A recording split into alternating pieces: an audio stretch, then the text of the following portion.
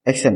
Assalamualaikum warahmatullahi wabarakatuh. Perkenalkan, nama saya Mulyana Ramadan dari mahasiswa Universitas Indonesia di Bandung, Prodi Sosiologi semester 1. Di sini saya akan melakukan sebuah penelitian tentang permasalahan yang ada di Pondok Pesantren Al-Jatami mengenai ketidaktersanaannya program-program bidang yang menurunkan kedisiplinan dan kondusivitas santri. Baik, saya tidak sendiri, saya bersama 3 narasumber saya. Langsung saja ke narasumber pertama.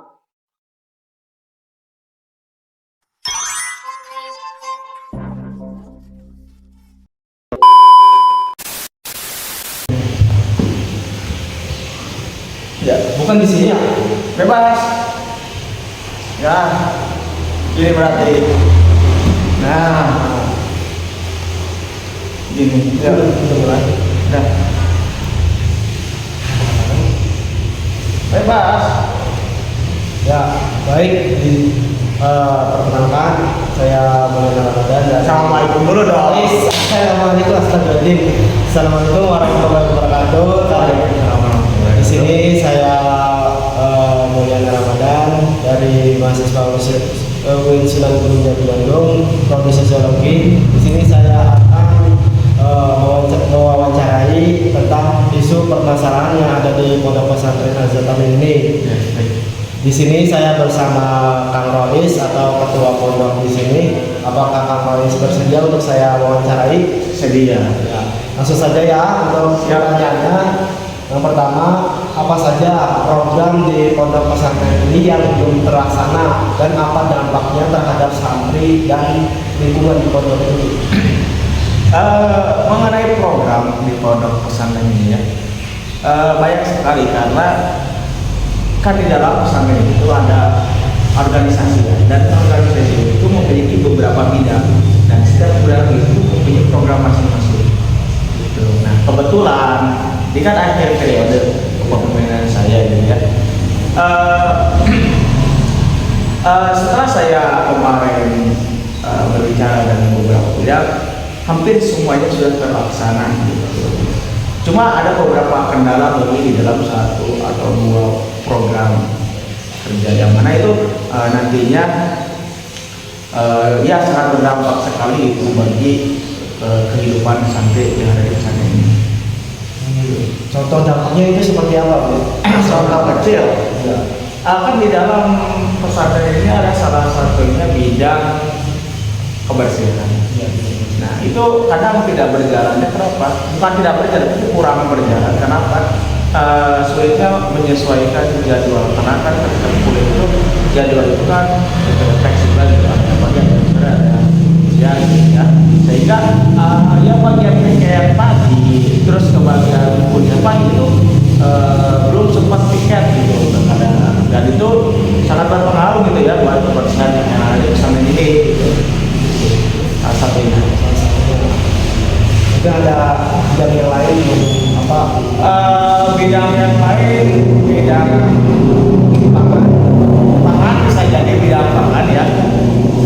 Bidang pangan kan bidang pangan itu fokusnya itu mengatur bagaimana caranya, bagaimana si santri yang ada di pesantren itu makan bareng-bareng. Cuma itu kadang tidak berjalan. Karena apa? Karena pertama kurang apa ya? Anak antusias anak-anak dalam iuran beli beras, sehingga ketika telah bayar beras itu kan tak tidak beli berasnya dan otomatis keberlangsungan pangan juga terhambat gitu. Iya. Terus siapa yang bertanggung jawab nih atas ketidakterlaksanaannya suatu program di pondok ini? Jelas ya, yang bertanggung jawab saya sendiri sebagai Rais dan juga ketua bidang itu sendiri. Jadi ya ketua bidang yang bertanggung jawab karena dia yang menanggung jawabi bagian tersebut, dan saya juga sebagai Rais harus bertanggung jawab karena kan bidang tersebut di bawah naungan saya. Seperti itu. Terus kapan mulai terlihat nih ketidakterlaksanaannya suatu bidang di pondok ini? Apakah dari pas mulai awal periode atau setelah periode atau beberapa hari setelah periode? Untuk kriteria itu di akhir periode mungkin karena sudah mulai suntuk atau malas sudah bosan gitu ya. Jika di akhir periode itu agak sedikit menurun kerja para bidangnya itu di akhir periode. Tapi ketika di awal-awal jalan-jalan kerja, dan 3 bulan 2 bulan terakhir lah belum musyawarah pengganti Rois itu udah Berarti di bulan November sampai Desember itu? ya di bulan November sampai Desember karena nanti kan minggu depan akan ada musyawarah pengganti Rois itu 2 bulan kemarin itu agak kurang kondusif gitu.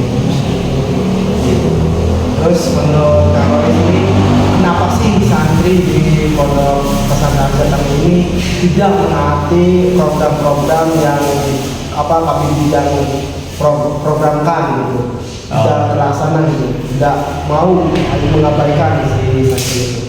Pertama kembali lagi kepada pribadi si santri tersebut ya. Pertama itu kurangnya kedewasaan santri tersebut karena ketika kita berpikir dewasa itu mungkin apa yang sudah direncanakan setiap bidang itu ya hasilnya itu kan baik buat santri itu sendiri gitu. Bahkan kalau kita berpikir pragmatis, contoh dari bidang makan, kalau kita makan satu kali saja di luar itu kan hampir 10.000 lah minimal satu kali. Berarti kalau 2 kali makan 20.000 satu hari 20.000. Itu kan kalau diakomodir dalam bidang pangan itu kan di bidang pangan itu 50.000 sebulan untuk beli beras. Dan itu kan ketika 50.000 dibagi sebulan itu sangat menghemat sekali gitu keuangan tersebut. Nah itu kalau kita berpikir pragmatis. Tapi karena lagi-lagi kekurangan dewasanya mungkin atau faktor ekonomi lainnya sehingga ya tidak berjalan. Berarti santri ini kurang ya dalam pendewasaannya gitu ya? Iya. Terus bagaimana cara upaya mengatasi supaya santri itu telah dewasa dalam pola pikirnya gitu, sehingga setiap program bidang itu terlaksana di pondok pesantren ini? Untuk hal itu pertama mungkin mulai dari diingatkan saja dulu gitu. Karena mungkin lupa gitu. Tapi ketika sudah diingatkan harus ada teguran gitu. Dan juga ketika terus seperti itu mungkin ada sanksi supaya apa? Supaya menjadi peringatan bagi dia bahwa saya itu berarti masih kurang dewasa dalam hal itu. Terus harapan Kang Rois nih untuk kedepannya supaya setiap program dari bidang itu terlaksana apa saja? Harapannya ya semuanya baik-baik saja gitu dan bisa menjalankan sesuai yang telah diatur di pesantren saja dan semoga lebih dewasa lagi ya. Mungkin segitu saja wawancara saya kali ini ya. Terima kasih atas waktunya ya menyempatkan untuk hadir saya wawancarai. Ya terima kasih. Ya. Assalamualaikum warahmatullahi wabarakatuh. Waalaikumsalam. A few moments later.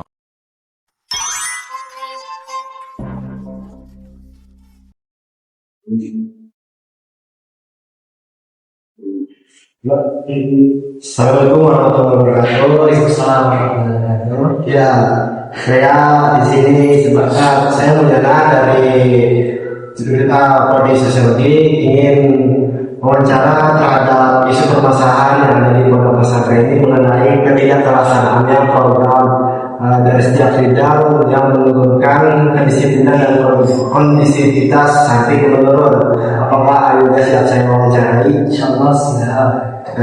Langsung saja ya ke pertanyaannya, apa saja nih program yang belum terlaksana saat ini dan apa dampaknya terhadap santri dan pondok? Ya, perlu diketahui ya, jadi di pondok pesantren itu ada yang namanya organisasi. Nah, di setiap organisasi itu pasti memiliki bidang-bidangnya. Nah, itu sudah sempat dijelaskan intinya. Tadi pertanyaannya gimana? Apa saja program yang belum terlaksana? Mungkin sampai pada akhir ini termasuk bidang mana gitu ya? saya sempat mendengar dari kawan yang lain juga bahwasanya semuanya ada puasa, tapi yang saya sendiri gitu. Ada yang memang bilang tersebut itu atau program tersebut itu terbelakang gitu, istilahnya tidak terlaksana sepenuhnya, misalkan seperti makan bersama dan lain-lain. Itu Terus dampaknya terhadap santri dan pondok bagaimana? ini kalau misalkan terkait dengan tangannya pasti ada masalah perut. Masalahnya kita dapat dari program berdasarkan ini. Tahu kan mau sebenarnya pertolongan sosial, karena itu. Terus yang keduanya menurunkan istilahnya kebersamaan. Ya di satu sisi kita pun bingung gitu terkait permasalahan beras gitu. Udunan 50.000 misalkan per bulan, tapi anak-anak juga sulit sekali gitu untuk memaksimalkan uang tersebut. Jadi orang lain itu menganggap bahwasanya 50.000 itu berat buat kita dengan beras. Oke, kita pakai dulu dapatnya. Terus siapa yang bertanggung jawab Pak terhadap program yang sudah direncanakan itu yang tidak berjalan? Yang bertanggung jawab ya nanti yang kayak gitu, dan itu dipakai dulu, baru ke bidang-bidangnya. Setiap bidang kan ada sebuah bidang gitu ya. Nah itu yang pasti bertanggung jawab itu nanti dulu yang pasti disalahin. Awalnya misalkan kalau yang evaluasi pasti yang ditanyakan dulu. Terus siapa anggotanya, sampai ke akhirnya pasti ditanya kami dulu. Ini pada kemana nih kami? Pasti yang lain kami dulu. Berarti pas di evaluasi itu ya. Terus kapan nih mulai terlihat itu apa tidak terlaksanaannya bidang ini, dari mulai kapan? Sejujurnya ini menurut pengalaman beliau gitu ya, terlaksananya itu atau istilahnya mandat gitu ya, mandatnya itu akhir periode asli. Misalkan saya tidak terlaksana itu dari bulan Oktober itu udah mulai padat, udah mulai padat. Soalnya anak-anak juga di sebelumnya gitu ya, mereka acuh gitu istilahnya. Ya mungkin 50.000 itu berat gitu. Tapi kalau misalkan kita kalkulasi gitu ya, satu hari misalkan kita beli pagi itu ke rumah nih misalkan 1.000, terus siangnya kita pengen jajan 3.000, terus nanti sorenya kita beli lagi 10.000 misalkan. Coba kalau di seminggu, belum bisa sebulan gitu. Nah itu masalahnya kalau nggak ada beras, kita harus beli nasi gitu. Gitu. Jadi nambahan itu masukannya, tapi anak-anak itu belum punya kesadaran sampai situ. Jadi menganggap yang hukum itu itulah saya anak suka saya juga kata bagian dari sebenarnya. Itu masalahnya itu. Terus di mana tetap biasanya permasalahan itu tumbuh paling sering gitu? Apakah kayak di aula gitu, atau di area kebersihan, atau di dapur gitu? Yang pasti kalau misalkan berkaitan dengan pangan gitu ya, pasti di dapur. Kalau berkaitan dengan kebersihan pasti di aula. Kalau kita kan emang khususnya buat saya cowok gitu ya, sejujurnya kita nggak punya dapur, tapi kita punya aula atas. Aula atas itu yang paling berdampak untuk bidang masyarakat. Jadi kalau misalkan Megikom tidak diisi beras atau tidak ada beras sebenarnya buat konstruksi, paling suka dipakai buat tas ini gitu. Nah misalkan terus pas udah dipasakin ini juga, kadang anak-anak itu nggak ingat buat MC lagi gitu. Itu masalah lagi gitu. Kalau misalkan nggak beras gitu. Kalau di aula atau di kebersihan lain itu di WC atau di apa ada sih? Ada sih. Misalkan itu kaitan dengan kebersihannya. Kalau di WC pasti anak-anak ini masih sulit untuk kontrol pikir. Dan ini bukan hal-hal yang baru ya. Memang sudah sering terjadi. Dan ibu kiai gitu ya, sering memberikan penyuluhan terkait dengan kebersihan ini, karena kebersihan itu seperti itu dari muncul melihat bahwasanya kebersihan ekonomi ini belum terjaga dengan sepenuhnya. Banyak di WC masih berhal. Karena waktu itu kan ada kejadian WT itu mangkat di WC itu. Nah itu jadi problem juga gitu. Ada yang bekas masak mie terus buang sembarangan ke WC. kan itu udah RT sebenarnya itu yang harus sebenarnya. Ya Bu, dari banyaknya permasalahan itu ya jadi bagaimana sih cara mengatasinya gitu, cara mengatasinya gitu supaya santri itu disiplin kembali dan kondusivitasnya itu meningkat lagi. Ya. Kalau secara umum kita lihat kembali anak-anak itu masih kurang atau masih belum terbentuk secara pola pikir, kesadarannya itu masih belum. Nah, jadi kita memang menyadari bahwasanya kita itu mahasiswa, tapi pola pikir kita beda. Kadang suka ada orang yang sulit dikontrol, kadang yang emang bisa diarahin, kadang harus ditegur dulu baru bisa kita hati. Nah ini sudut pandangnya beda-beda. Cara kita untuk membangun mahasiswa gimana? Yang pertama mungkin kita bisa peringati dulu. Yang kedua selain dari peringati, ya kita bisa dengan cara apa gitu kasih teguran dan sebagainya. Misalkan kalau misalkan dari bidang mana ya ini, tapi saya juga bukan terapin soalnya ini tentunya tidak adil. Misalkan kalau seseorang yang tidak bayar keras itu harusnya nggak usah dikasih makan kan. Tapi saya bilang nggak bisa karena semua orang harus kalau sana gitu harus makan. Oh belum bayar keras sekalipun karena nanti mungkin siapa tahu kerennya kalau nggak ini yang dia bilang. Jadi mahasiswa itu pola pikir kesalahan itu buat lebih sebenarnya refresh supaya kembali normal. Terus apa ada cara sendiri buat mengatasi seperti sosialisasi ataupun sebagainya? Apa ada? Sosialisasi menurut saya tetap masih kurang efektif. Betul. Karena kan misalkan tiap bulan itu apalagi di pengurus ya suka ada evaluasi dan juga pasti ada sosialisasi kan intinya. Tapi yang jadi problem kok misalkan udah beres evaluasi 1-3 hari oke.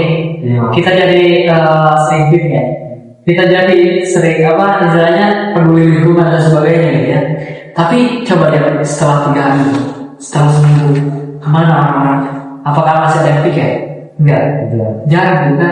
Nah ini yang harus jadi terus sosialisasi saja menurut saya tidak berdampak, masih tidak berdampak. Nah yang jadi problemnya masih sulit diterapkan itu.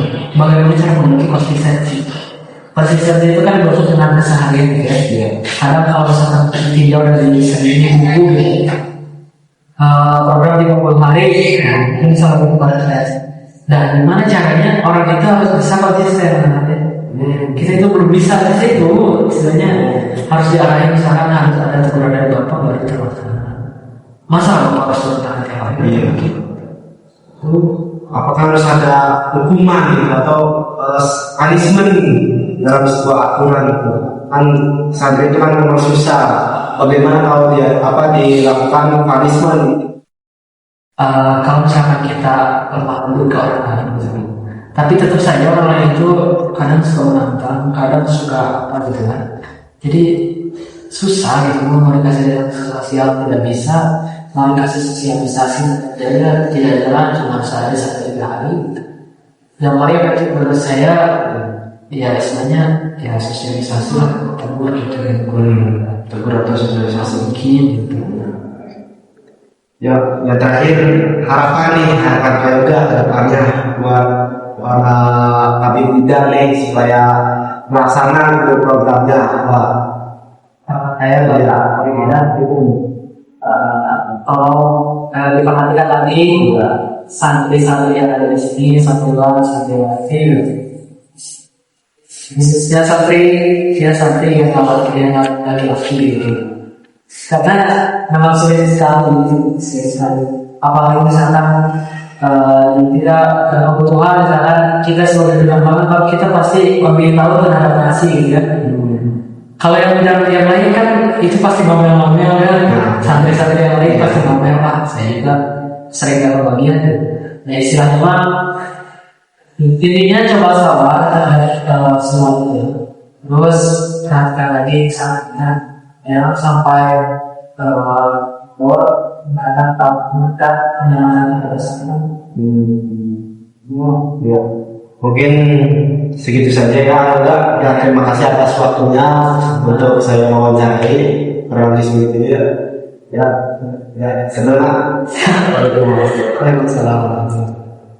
Kembali. A few minutes later.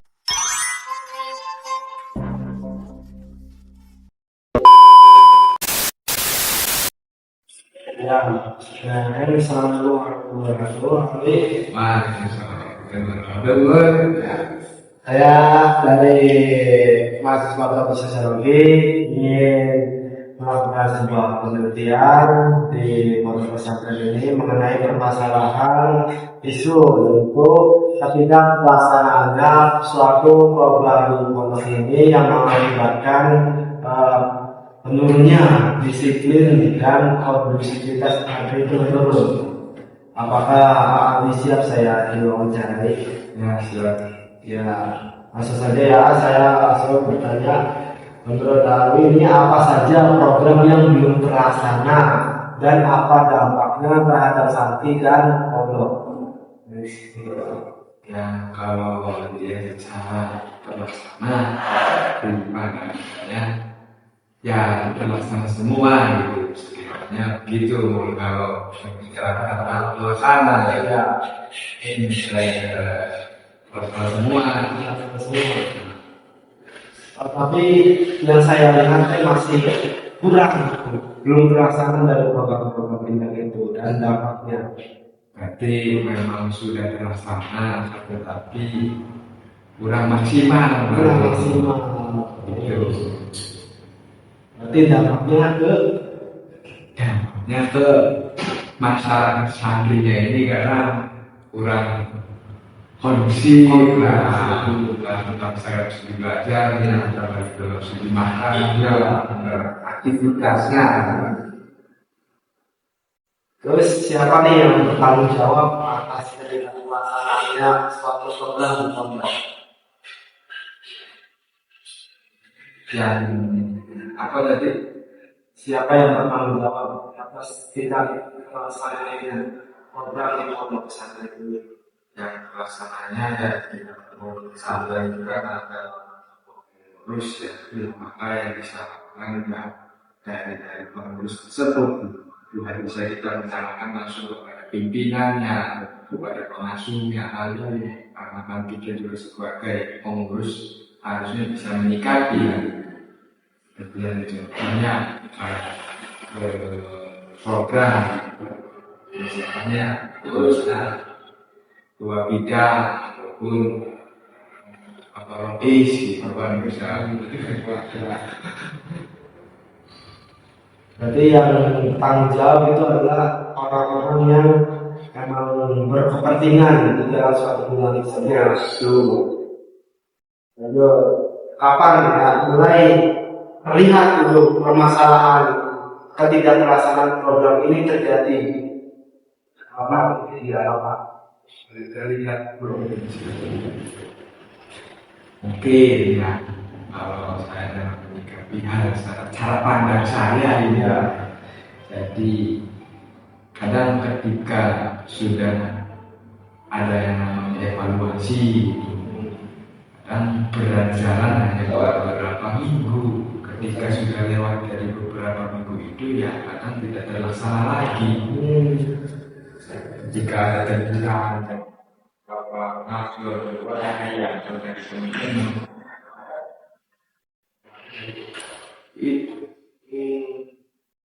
setelah lewat tidak disepelekan.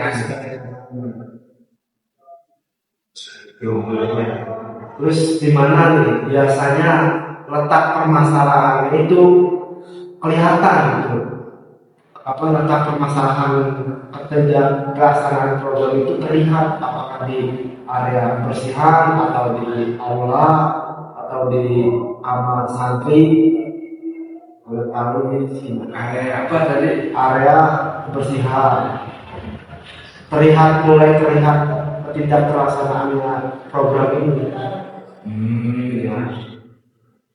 Paling beberapa bidang keamanan, bersihan, olahraga,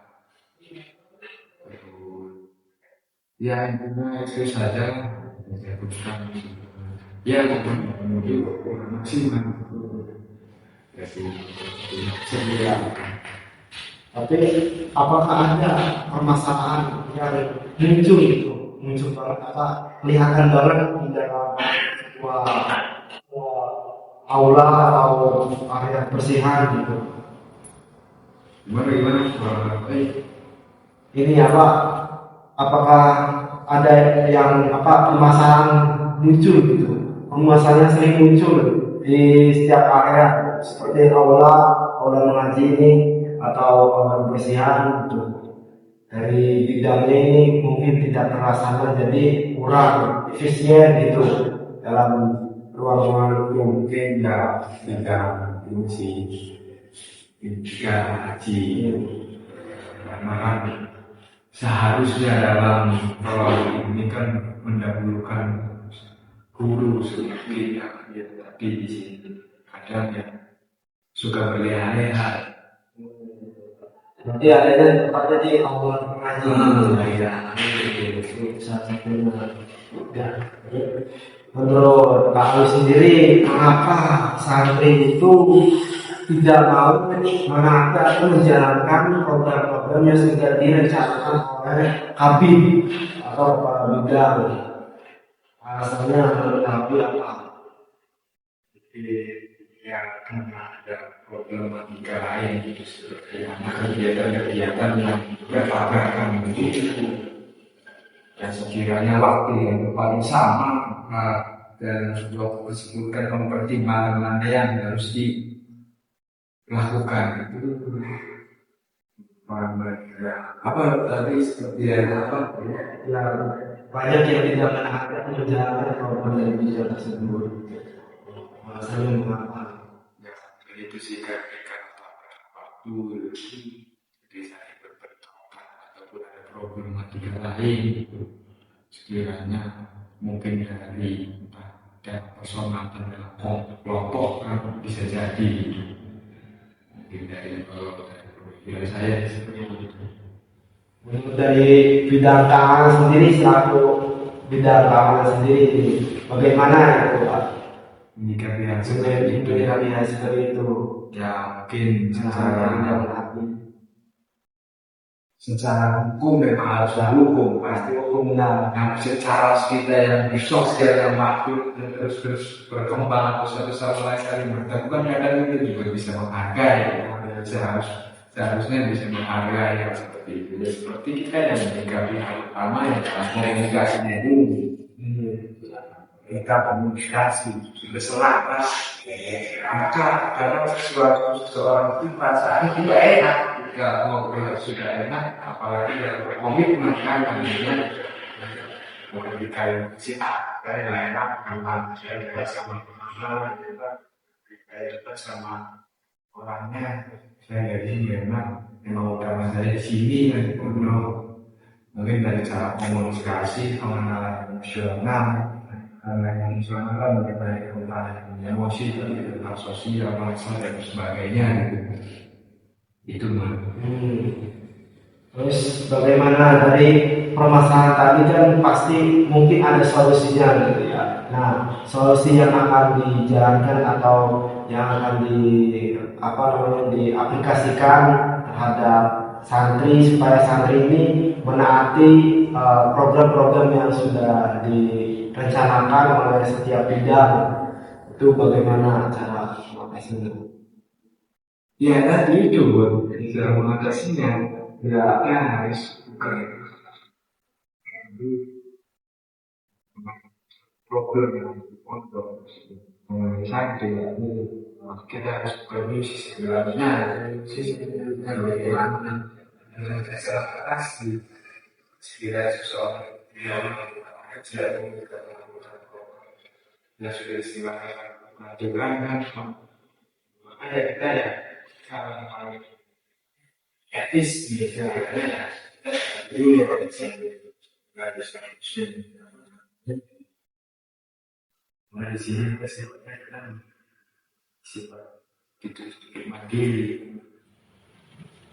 Jadi cara pendekatannya itu pendekatan yang bagaimana? Apakah sosialisasi? Sosialisasi. Tapi apakah sosialisasi ini sudah disosialisasikan sebelumnya pada para santri? Oh iya, sebelumnya memang belum sih. Belum. Oh, Bukan dong. Gimana ya? Belum sih, sebenarnya cuma sudah memberikan program. Tapi waktu dan tempat kan saling berkaitan. Jadi sebenarnya ada sesi kayak gitu itu kami program itu artinya itu jadi menampung aspirasi teman-teman yang ada di pesantren. Gitu. Sebenarnya ada, cuma mempertimbangkan waktu jadi tidak terlaksana.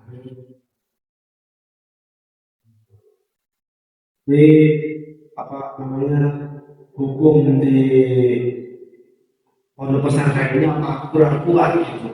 Gimana? Hukum yang ada di pondok pesantren ini kurang kuat, sehingga ya santri itu ya berleha-leha mengabaikan mengajukan. Ya mungkin seperti itu sih mungkin. Hukum di sini ada peraturan yang perlu ditaati, kan tidak kudi. Secara ini mah sebenarnya langsung dalam sadarnya sih keberadaan eksistensialisasi kalau nggak menurut filosofi Heidegger siap saya begitu. Itu saja ya Mas ya. Satu lagi mungkin dari harapan AI sendiri ini supaya apa kedepannya bidang-bidang ini terrealisasikan dengan baik gimana? Mungkin dari saya cara paling punya cara kedekatan emosional, cara komunikasi, dan mempunyai juga energi nurani bisa menyikapi dengan cara pandang yang positif, cara negatif itu juga baik. Jadi lebih luas lagi lah dalam memandang suatu